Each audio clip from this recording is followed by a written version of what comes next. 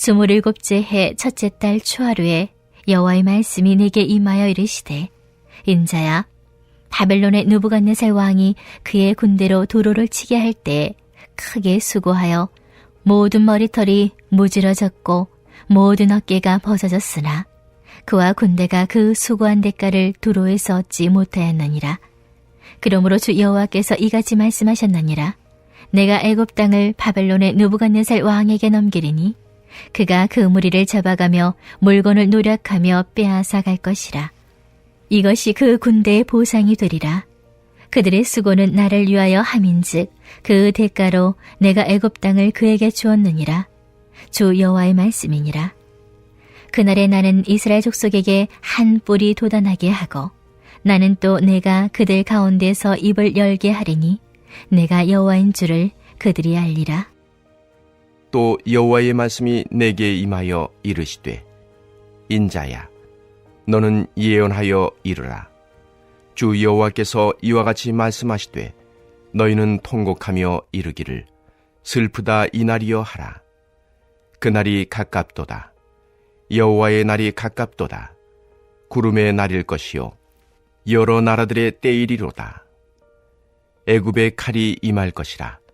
애굽에서 죽임당한 자들이 엎드려질 때에 구스에 심한 근심이 있을 것이며 애굽의 무리가 잡혀가며 그 터가 헐릴 것이요 구스와 붓과 룻과 모든 섞인 백성과 굽과 및 동맹한 땅의 백성들이 그들과 함께 칼에 엎드려지리라. 여호와께서 이같이 말씀하셨느니라. 애굽을 붙들어주는 자도 엎드려질 것이요 애굽의 교만한 권세도 낮아질 것이라. 믹돌에서부터 수에네까지 무리가 그 가운데에서 칼에 엎드러지리라. 주 여호와의 말씀이니라. 황폐한 나라들같이 그들도 황폐할 것이며 사막이 된 성읍들같이 그 성읍들도 사막이 될 것이라.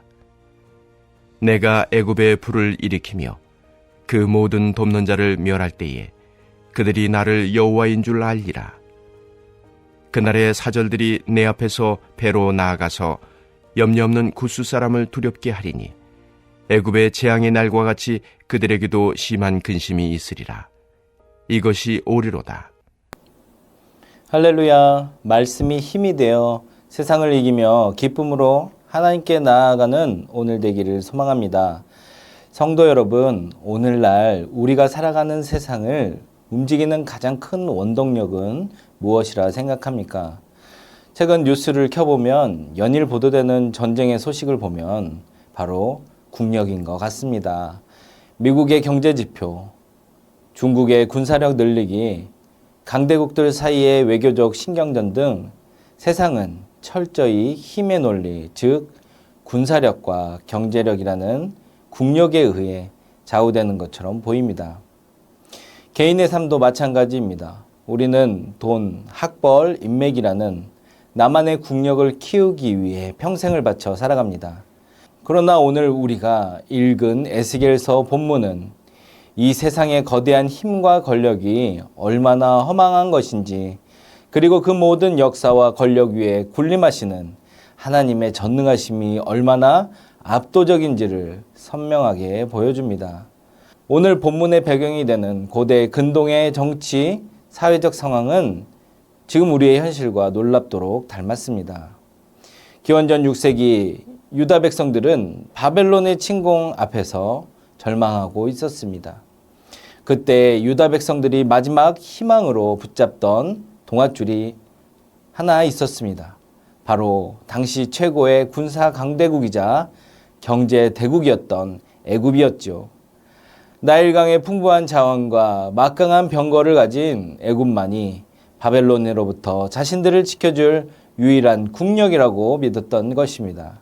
하지만 오늘 에스겔 선지자를 통해 선포되는 하나님의 말씀은 유다 백성이 그토록 의지했던 세상의 힘, 애굽의 완전한 멸망을 선고하고 있습니다.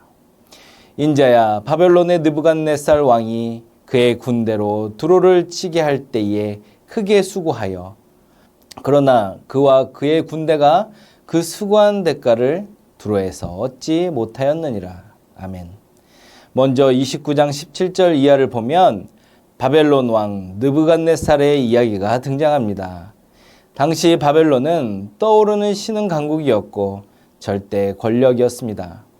느부갓네살은 무려 13년 동안 지중해의 해상무역 중심이었던 두로를 포위하고 공격했습니다. 군인들의 머리털이 무방비로 달아 빠지고 어깨가 벗겨질 정도로 맹렬한 공격이었죠. 그러나 13년의 수고에도 불구하고 바벨론은 두로에서 아무런 전리품을 얻지 못했습니다. 두로 사람들이 이미 섬으로 재물을 다 빼돌렸기 때문이죠. 당대 최고의 국력을 자랑했던 바벨론 제국조차도 자신들이 원하는 것을 마음대로 얻지 못하는 한계를 여실히 보여주는 대목입니다. 그런데 여기서 놀라운 하나님의 선포가 이어집니다. 내가 애굽 땅을 바벨론의 느부갓네살 왕에게 넘기리니 이는 그들이 나를 위하여 수고하였음이라. 하나님께서는 바벨론이 두로를 친 것은 결국 하나님을 위한 수고였다고 말씀하십니다. 두로의 교만을 꺾으시려는 하나님의 심판에 바벨론이 쓰임받았다는 것입니다. 그리고 그 수고의 대가로 당대 최고의 강대국이었던 애굽을 바벨론에게 주었다고 선언하십니다. 성도 여러분, 이 말씀이 품고 있는 정치적, 영적 의미는 실로 엄청납니다. 세상 사람들은 바벨론이 강대한 국력으로 세상을 정복했다고 생각했습니다. 하지만 영적인 안목으로 보면 바벨론은 그저 하나님의 계획을 성취하기 위해 고용된 일꾼에 불과했다는 것입니다. 아무리 위대한 제국이라도, 아무리 막강한 국력을 자랑하더라도 그들은 역사의 주관자이신 하나님의 장기말 위에 놓인 말에 지나지 않다는 것입니다. 세상의 권력은 자신들의 힘으로 역사를 만들어간다 착각하지만 그 모든 것을 통치하시고 섭리하시는 분은 오직 전능하신 여호와 하나님 한 분일 뿐임을 잊지 마시기 바랍니다. 이제 시선은 본격적으로 애굽을 향합니다. 30장 2절과 3절에서 하나님은 너희는 통곡하며 이르기를 슬프도다 이날이여 라고 명하시며 여호와의 날이 임박했음을 알리십니다. 여호와의 날은 구약 성경에서 하나님의 공의로운 심판이 집행되는 날을 의미합니다. 그 심판의 칼끝이 지금 애굽을 향하고 있습니다. 당시의 애굽은 어떤 나라였습니까? 나일강이라는 마르지 않는 수원을 바탕으로 고대 근동의 빵바구니 역할을 했던 경제의 중심지였습니다. 그들은 나일강 자체를 신으로 숭배하며 자신들의 풍요가 영원할 것이라는 교만에 빠져 있었습니다. 또 정치적으로는 주변 약소국들에게 바벨론은 견제할 수 있는 유일한 피난처이자 군사적 보호자 역할을 자처했습니다. 하나님께서 애굽을 치시는 이유는 명확합니다. 애굽이 자신들의 국력을 우상화하고 교만했기 때문이죠. 동시에 하나님의 백성인 유다가 하나님이 아닌 애굽의 군사력과 경제력을 의지하도록 유혹했기 때문입니다.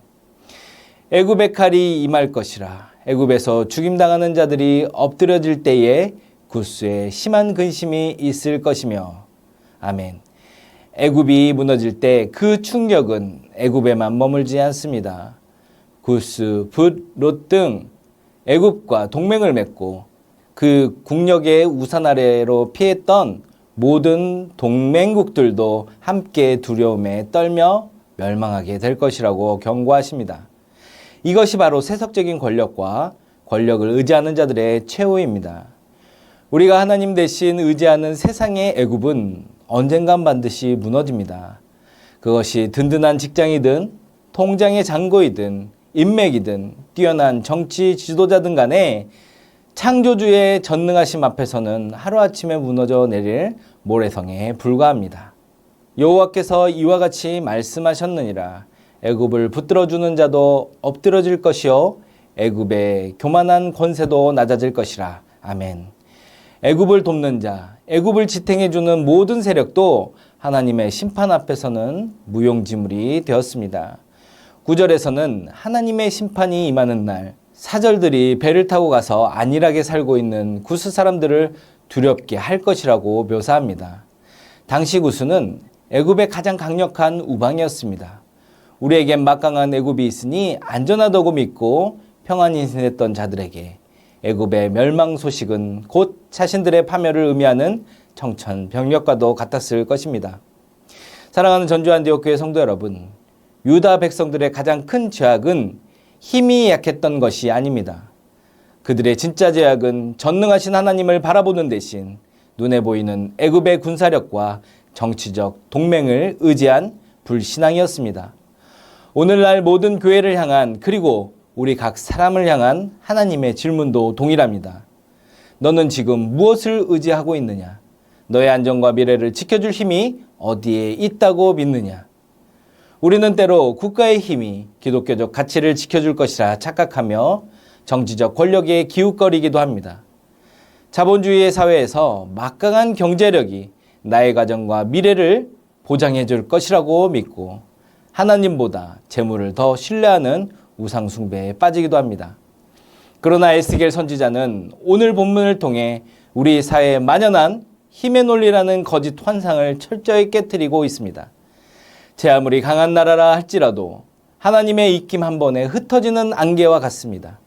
진정한 힘, 흔들리지 않는 영원한 능력은 오직 여호와 하나님께만 있습니다. 2500년 전 바벨론 포로기 한가운데서 선포된 에스겔의 예언은 그 시대나 지금을 사는 우리에게나 늘 눈에 보이는 웅장한 권력과 군사력, 경제력에 매료되는 사람들에게 그것이 세상을 지배하는 진짜 힘이 아니라고 말합니다. 진정한 힘은 역사를 주관하시는 분 하나님이십니다. 바벨론을 들어 두루를 치시고 그 대가로 애굽을 넘기시며 교만한 제국들의 흥망성쇠를 친히 결정하시는 분, 전능하신 만군의 여호와이십니다. 우리가 붙들어야 될 것은 세상의 국력이 아닙니다. 여러분의 삶 속에서 여전히 붙들고 있는 애굽이 있다면 오늘 이 시간 과감히 손을 놓으시기 바랍니다. 세상의 힘을 향하던 우리의 시선을 돌려 십자가에서 모든 사망 권세를 이기시고 부활하신 예수 그리스도, 우리의 삶의 진정한 왕이신 주님만을 바라봅시다.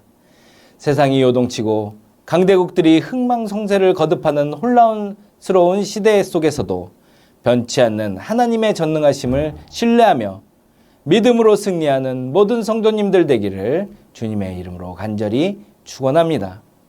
함께 기도하겠습니다. 역사를 주관하시는 하나님을 온전히 신뢰하며 우리가 능력이라 착각했던 모든 세상 기준을 버리고 승리하는 성도 되게 하소서.